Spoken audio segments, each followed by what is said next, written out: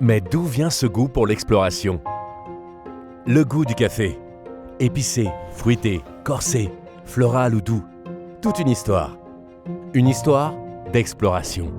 Celle de Jacques Vabre commence en 1968. Déjà, la marque naît autour de la quête du meilleur café. Et depuis ce jour, elle parcourt le monde à la recherche des meilleurs grains, des meilleures origines, du meilleur goût. Pour le trouver, Jacques Vabre fait preuve d'un incomparable esprit d'aventure, en traversant l'Atlantique et en sillonnant les terres de café. Découvert au 8e siècle en Éthiopie et commercialisé à partir du 17e siècle, le café est transporté pour la première fois en Amérique par le capitaine Gabriel de Clieux, mandaté par le roi Soleil lui-même. Une histoire à travers les mers, le long de ce qu'on appelle la route du café. Plusieurs routes en vérité, des routes historiques vers les pays producteurs de café. Et qui, en France, partaient du Havre. Alors c'est tout naturellement avec la ville du Havre que la marque a créé sa Transat il y a 30 ans.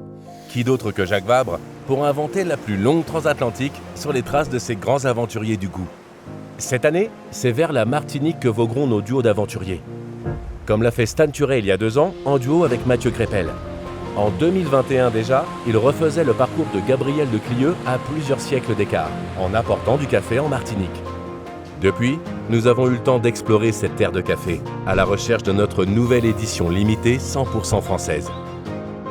Et la voici, prête à rejoindre toutes nos autres trouvailles, le temps d'une transat Jacques Vabre, pour ravir le cœur des explorateurs du goût.